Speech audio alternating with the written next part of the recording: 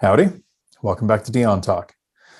This is going to be another deal deep delve where I talk to an investor who not only invested during a pandemic, but did her first investments in 2020 when experienced investors weren't sure what was going to be happening.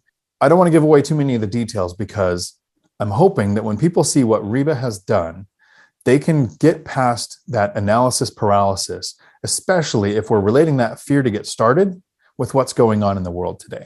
So, Reba, if you could just take a few minutes, tell me a little bit about the size of your portfolio, and then tell me what kind of property we're talking about today in this deal deep delve.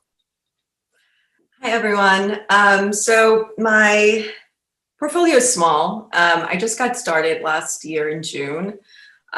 We bought a single family rental.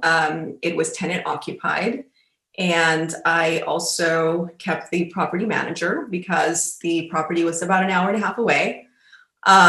So that was the first rental. And then a few months later, I convinced my husband that we should move into a property, owner occupied, 5% down, and a fixer upper, and then basically BRRRR it, and then move out. So we are getting ready to move now. It is, we are reaching our year in September.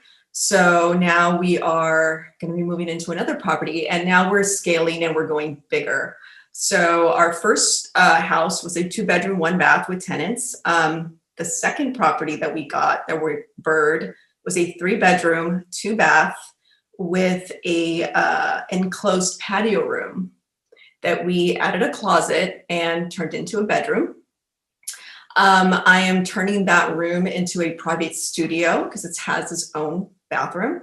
So the front part of the house, which is a 3-bedroom, 1-bath, is going to be a long-term rental. And then the studio is going to be an Airbnb. Okay. I know you probably have more you want to share, but I'm going to stop you there because there is some brilliant strategies that you're going over right there. And I want to make sure we kind of go into each one. Sure. A lot of times when people watch my content, I talk about house hacking from my perspective, moving into a duplex and renting out the other side. Now I'm in a 4-plex where I live in one unit and rent out the other 3. And I'm super cheap. I actually have roommates that rent out one of the rooms in my unit because house hacking is addictive. But what you're doing is a form of house hacking that people don't look into as much. In my area, single family houses don't really cash flow. So I've been stuck with small multifamily. I originally wanted to do small single family house like you are, but buying a house with owner occupied financing, 30-year fixed rate, low interest rate loan, with a small down payment of 5%, living there for that year, and then doing the BRRRR, that's brilliant too. I mean, you're actually fixing the place while you're there. Because after you satisfy that year, and some lenders were okay with 10 months, and some are right to the 12th month. And then you move into the next one, just kind of rinse and repeating it. So you're coming into your third property after you move out of this one, just because you're willing to move, taking an extra room and turning it into a bedroom is a value add that I hear them talk about on BiggerPockets often. I've actually done it with one duplex that I purchased that had 2-bedroom, 1-bath on each side, but each side had a den. So those dens are now bedrooms, which took the rent from $1,130 on one side up to $1,800. That's awesome. How did you get the courage to make these decisions when, no kidding, investors with 10 years of experience were hesitant? Last year, between April and November, I didn't really look into purchases because mostly I wasn't paying attention to what was happening to interest rates as prices were going up. But how did you do that? How did you, especially with a spouse, talk them into purchasing a property last year and then the second one? So that part was really difficult. So all of 2019, I was already shifting my mind frame. I was working a lot. I was saving a lot, and I was already thinking about starting my own business. And it was going to be real estate related. It was just not going to be, this type of rental. Like, I'm a landlord and I have tenants. So it's going to be different because I'm in the film industry. I do hair and makeup for film. And so I was going to cater to my film community through real estate properties. So I was already saving up and I was already looking into partnering up. I had a couple of friends who were going to partner in with me and we were going to do this kind of thing. And then the pandemic happened. And the pandemic happened and I lost my job. And every day my job was being questioned, my profession.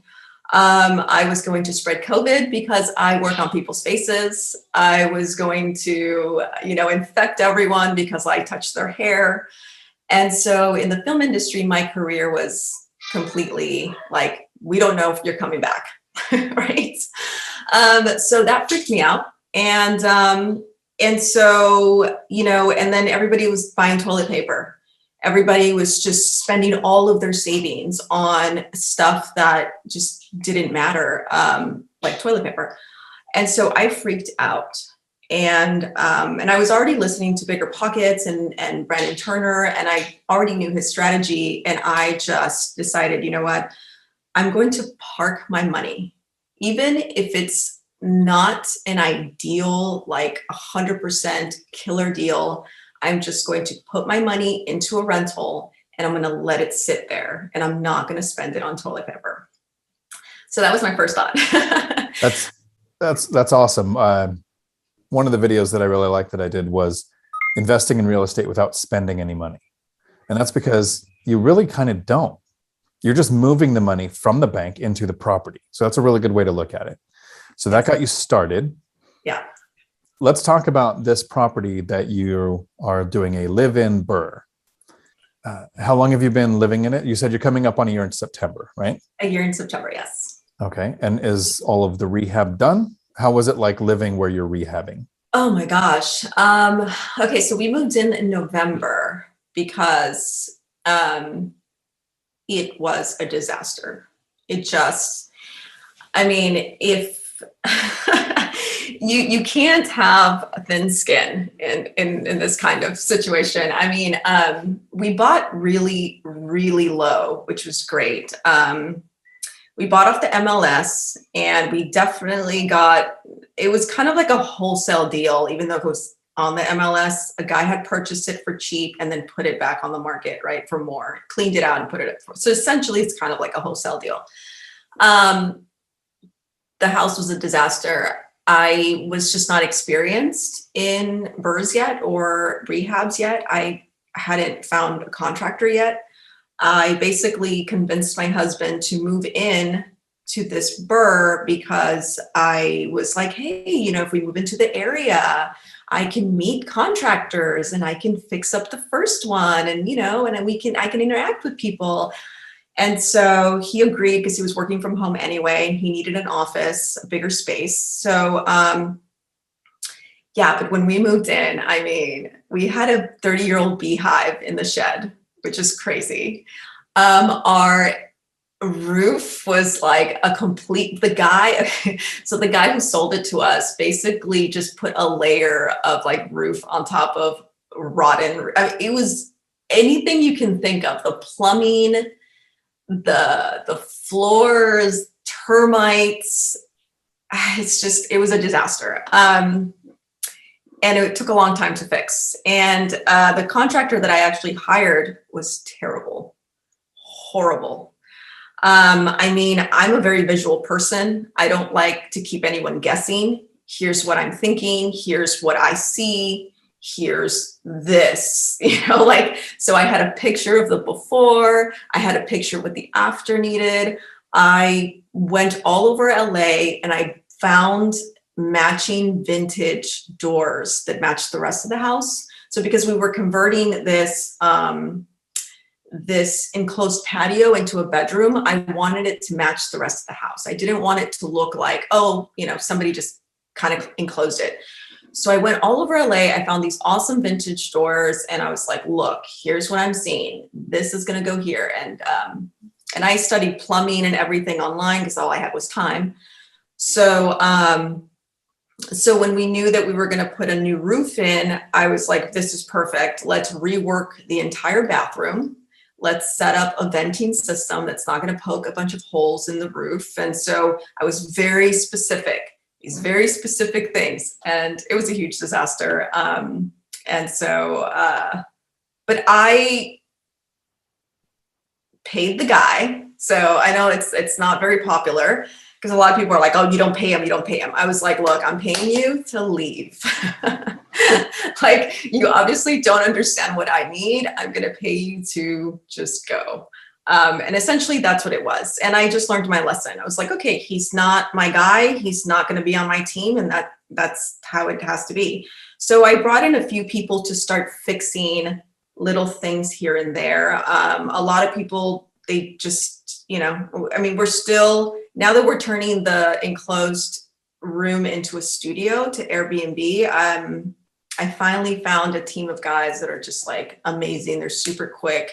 They're, they come in like groups of 10 and they're in and are out. And so, and they fixed a couple of things. I posted in one of the groups recently, I think it was a real estate rookie group on Facebook, about the toilet that the contractor, he cut the floor joists that holds up the bathroom to install a toilet. So if anybody wants to see, that picture, it's up there. And, but yeah, I mean, it was a huge disaster. My husband was ready to divorce me, and put a lot of stress on our relationship. But at the same time, I was like, I'm not reinventing the wheel. People build houses every day. As humans, we've been building habitats every single day. And now, yes, I'm not a contractor. I do hair and makeup for a living, but this cannot be that hard. Like, it just can't. Like, there's a lot of challenges, but I feel like the challenges were just there to challenge me. Like, are you sure this is what you want? And I was like, yes, I'm here to prove this is exactly what I want. So, but now, the house was built in the late 40s. It's got a brand new roof. It's got brand new plumbing. It's got a new HVAC. We supported the house. We took all the termite out. We fixed all the landscaping. And so essentially it's a brand new house. And I can do whatever I want with it. If I decide I'm going to hold on to it for the next 20 years, I can do that very comfortably. Or I can say, well, I'm moving out of the area, going on to bigger investments. Great. It's in great condition. It's going to sell like this. So I'm giving myself flexibility on what to do, because I don't know the exact future, but I know that I want that flexibility. And that's why I chose single family. Yeah, you've got a few really good options there. One thing I like to do is keep my rentals apart. So I wouldn't want a 10 unit with all my tenants coming from one area. So I have, 2 to 4 units where they're spread out more than 10 miles away from each other. So if you have one that's an hour and a half drive away, if you move from this area, maybe you do a property manager and you have a rental here so that both of those are in different spaces. Although with where property prices are, it might make sense to sell as long as you find another place to put the money to work. And one of the really cool things with real estate is the first time you do anything, it is terrifying. Yeah. The next time you tell somebody you have a 2-layer roof with some rot going on, here's how you fix it. It's just a thing now. You could pretty much teach a class. And now you're starting from a lot more experience. It's a single family house that you're turning into basically a split unit. So long-term tenants with an Airbnb. The Airbnb will be a lot more rent than you can get from long-term tenants. I want to say, what do you think you learned from this deal? One of my normal questions is to ask you, what do you think you learned? But you learned so much. I mean, honestly, it was like, I learned that I am resilient, I just, nothing is going to deter me. And that's, and I think that's such an important thing, just for anyone that wants to get into real estate. It's not easy. People like you, Dion, you make it look easy. Oh, I just buy a duplex and look at me. I'm kicking my feet up. I'm cool. But reality is it's very challenging. Like you said, it's very scary the first time. You're getting into territory that you don't know. However, the greatest thing about it is that, for instance, my rental. I remember when I had the tenants, I got so lucky with these tenants. These tenants are just amazing. I got that dreaded call. The tenant says they have a leak, right, in the kitchen faucet. And I was like, oh, well, first of all, no, I got a call that the tenants had a leak in the bathroom. And I said, okay, great. The property manager was like, do you want me to send someone out? Of course, please. So then they sent someone out, and then they come back with, oh, the guy said, this needs to be replaced. This like had 3 different rooms that needed maintenance. And I said, wait a minute. I thought there was a specific leak in the bathroom. And then she was like, oh yeah, but he said all these other things. Okay, I'm fixing the leak in the bathroom. I am not doing anything else, right? And so I was like, you know what? Let me go. I'm going to go check it out. So then I drove up there and I met with the tenants. They were super sweet. And I said, hey, can I see your bathroom? Where's the leak? And the guy was like, oh no, it's not in the bathroom. It's in the kitchen. What do you mean it's in the kitchen? Oh yeah, it's just here. It's leaking here. Oh, okay. I was told to, okay. I was like, okay, great. So then I took a picture. I went to Lowe's. I had my 16-year-old with me. And I was like, watch a video real quick on how to change a leaky faucet. So we went to Lowe's. I showed the guy the photo. I was like, hey, do you have this? The guy's like, yeah, we have it. Cool. Grabbed it, picked it out. Does it come with everything it needs? Yeah, perfect. How you doing, son? Can you fix it? Oh yeah, it seems super easy. Awesome. A wrench. That's all it took, was a wrench. Went in there, changed it out, popped in the new one, showed the tenant, okay, look, it's fixed. The tenant was like, okay, thank you. I had them sign a form. This is when you requested the maintenance. This is when it got fixed, right? Because in California, you got to show proof. Like you've been taking care of your tenants. So I was like, cool, sign here. Who fixed it? My son. And so I made like a little mock-up of maintenance request forms or whatever. And the property manager was a disaster. She eventually got fired because she was constantly saying the wrong stuff needed to be fixed, which it wasn't. And then she stopped sending me the rent and then claimed that she was sending the rent to someone else as, like a mistake, an accident. And so I was like, cool. But then I needed to wait for the rent for the next cycle. It was a huge disaster. And any advice that I can give to newbies dealing with property managers is make sure you get it in writing. What, when, where, how do they function? Because I just, out of curiosity, when she sent me the form that I was going to sign and she was going to be transferred over, right, to be my property manager, it wasn't clear. Like, when does she send out the rents? When does she send out pay or quit? When does it go to eviction? Like, it wasn't clear. So I asked her, can you please send me just the details? And she did in a separate addendum, right? Step by step. We collect from the 1st to the 3rd. We mail them out from the 8th to the 10th.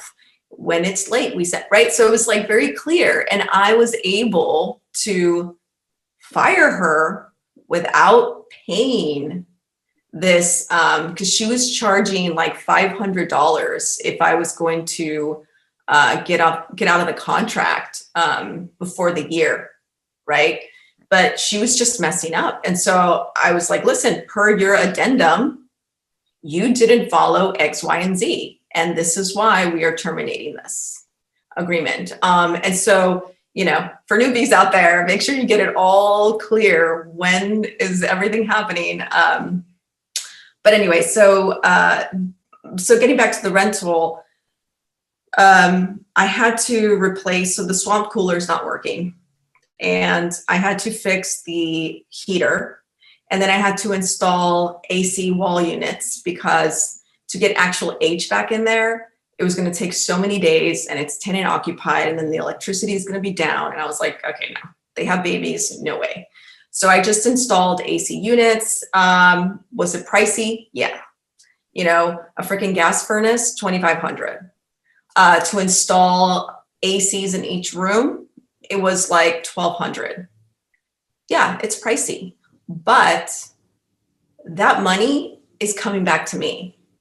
because it's my rental. So if I decide tomorrow I'm selling it, guess what? It comes with a brand new gas furnace, right? And AC wall units, right? So so whenever you're spending money on your rentals, don't ever feel like, oh my God, it's just taking all this money out.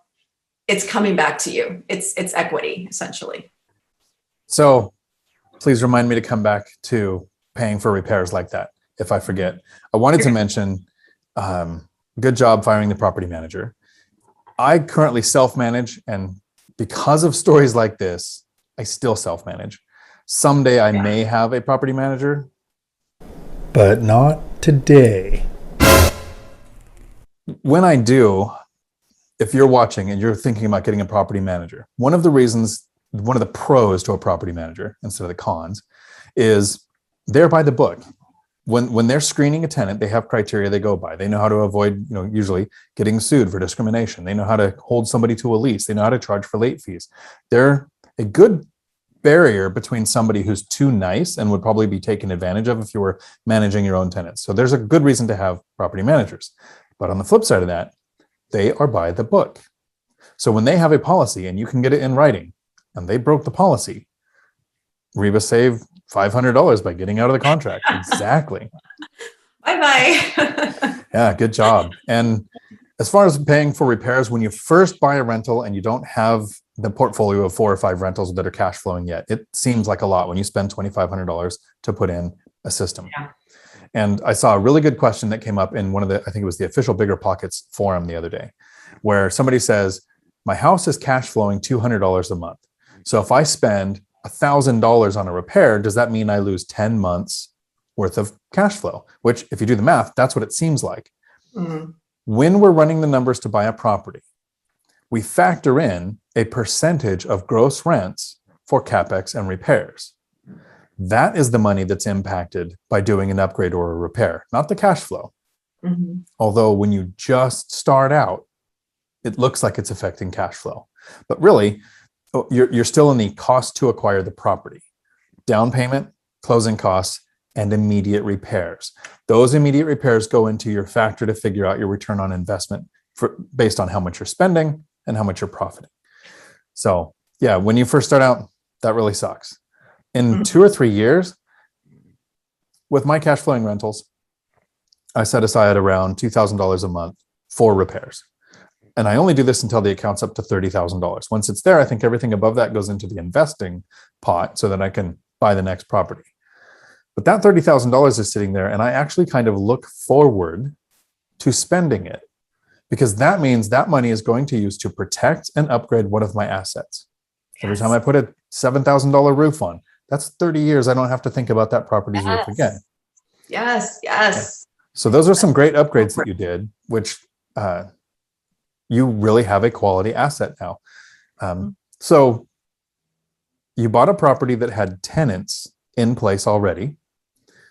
Were the rents high enough, or have they gone up since you acquired the property? Okay, so the rents were just enough to cover the mortgage and probably cash flow about $50, so it really wasn't a winner. And I was okay with that. One of the reasons why I was okay with that was because in California, we have ADU laws where you can build an entire new house in the backyard if the lot is big enough. So that was the plan going in. I was going to build a second property on the lot. And the second property was going to be a short-term rental, and the front property was going to be a long-term rental. And I'm so fine with having people paying under rent. Like, I know that you do as well. You do kind of like under market. I'm totally fine. Like this couple, they're very young, just starting out. They had 2 little babies. I'm not trying to make them pay for my lifestyle. You know what I mean? Like, this one rental is not going to pay my lifestyle, right? So reality is I'm all about helping. If they're taking care of the property, if they pay on time, you know, they keep communication with me, I'm like, I won't raise the rents. Like, you know what I mean? Stay there, take care of the property, you know, whatever. But I also knew coming into this rental, it was really old. It needed a lot of help, essentially. So when I first bought it, I made sure that I was buying like well under like its potential, essentially. So I bought off the MLS, but I pretty much created this strategy of how to like narrow down properties on the MLS to make sure that I was getting a really good deal. So if I was going to buy the property for a certain amount, I was going to drop 20% down. And then I needed to repair it. I needed to have enough gap in between the actual price that I paid and the actual price that it's worth for the neighborhood, so I don't surpass that. So in other words, I was like, okay, I'm getting it at 130. In this neighborhood, it's worth 160. So I have potentially up to 30K to put into this house, right? That I can essentially get a return on if I have to, right? Break even. Like, are you familiar with Meet Kevin? I'm sorry. Yes. Okay. You told me, actually, I read one of your comments and that's how I started watching him. That's how you found Meet Kevin? That is awesome. Yeah. He calls that a wedge deal. Mm-hmm. The wedge between what you're paying, what it's worth, and how much money you have to play with to get it there. So that's beautiful. Awesome. Yeah. Yeah. So that's another strategy too. It's like, you know, I feel like a lot of people, they focus so much on the wrong things going in, like as newbies, because you're in groups and you're watching BiggerPockets and you're just surrounded by all these people that are just killing it, right? And people that are killing it, they forget a lot of the times how they got started. Like they forget how it was to, you know, for the first time, drop all your savings into a property or a fixer or a rehab or a flip or whatever, right? And so they forget. All of a sudden, they're just like, cool, look at me, I'm cool, and I'm a millionaire, right? And so now the message to newbies is, don't buy off the MLS, wholesale. Get in contact with the wholesale. Go to auctions. Drop all this cash. You know, make sure that your property meets the 1%. And then you just get thrown all this like ridiculous information that actually in reality doesn't really make sense, because there's so many other ways that you can creatively make a property cash flow for you. And you can find great deals on the MLS, because I know you do. Every single one of mine is from the MLS. One of the main reasons I wanted to get on BiggerPockets was I actually applied to be on the Real Estate Rookie Show. Oh, that's because right. Yeah. The idea is beginners, people starting out. And I said this in my episode 448 on BiggerPockets, was people forget what it's like to not know something. And not that the BiggerPockets channel isn't important. I learned something from each one of those episodes, but off the MLS, save a down payment. Don't be in it doesn't take hundreds of units. I mean, financial freedom happened at 7 units. I'm at 16 now. Mm-hmm. Cash flow is 3 times what I need to live. I just keep adding rentals because it's too easy to stop. And so my goal is to take people like you who are killing it. And you say something like, my portfolio is small. Like I should play the clip. You said, my portfolio is small. Yeah. Do you know it's like over 90% of real estate agents never own one rental property? And oh my gosh, I know. So the percentage of people who never own an investment property is also massive.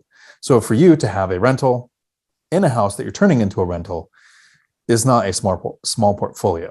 That's huge compared to what most people do. So one of the reasons I wanted to reach out and get you on here is because that's super impressive. And something I still have from the Marine Corps is people want to make a plan. They get stuck in that analysis paralysis of I need to know everything and then I can make a decision. And Marines go, I need to get to 80% and then take action, because so many things are going to change that last 20% wouldn't have benefited me to know anyways. You're just jumping in and doing it. You're like, I'll figure out what the property manager is doing wrong. I'll go fix this sink, because everyone watching this actually knows YouTube University is the thing. You look at your 16-year-old and you say, pull up a video and let's go fix it. And honestly, surround yourself with teenagers.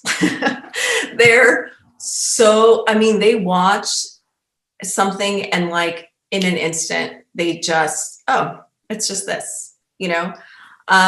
It's so, and like I'm saying, like real estate is so simple. It's such a simple, like once you understand construction. So I was watching this guy on YouTube. His channel is Homemade Home. He basically built a house from the ground up all by himself. And so he put all these videos on YouTube. It's amazing. And he turned it into a rental. But he did the electrical, he did the plumbing, he did the framing, he put the floors in, he did stucco, he did the roof. And he's just showing you how simple it is, right? It's almost so simple that it's like mind numbing, because like there's not a lot that your brain is doing. And so what he was doing the whole time is he was listening to real estate podcasts the whole time that he's building this house. So I was like, oh my God, I just took so much inspiration because I was already listening to the BiggerPockets all the time. And I was like, you know, what am I doing? Like I can literally start learning about construction, start trying to do some stuff DIY myself, and listen to BiggerPockets while I'm doing it. And so I learned so much. And like I said, I do hair and makeup for a living. You know what I mean?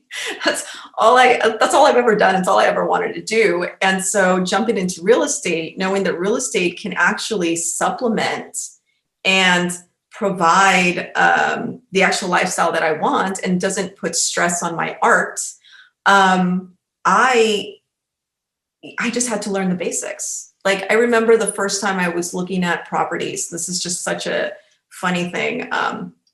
And the reason why I didn't know anything about it is because I've been a renter my whole life. My mom's a renter. My grandmother was a renter. She came from Mexico. You know, her whole dream was just come to America, right? And that was it. She didn't learn the language. She didn't learn the culture. She didn't learn anything else, right? So here we are. I'm second generation American. I'm growing up in an apartment. That's all I ever known in the city. And so when I wanted to buy a house and I was just looking at property details on the MLS, it was like stucco. I was like, what the hell is stucco? You know, like I had no idea what stucco was, right? And so I had to go and Google what's stucco. And then I had to watch videos of like how stucco is like applied and repaired and all this stuff. And then I just, whatever the language was that was new to me, I was like, I'm going to learn it. I can't start buying properties and have no idea what the hell I'm getting into, you know?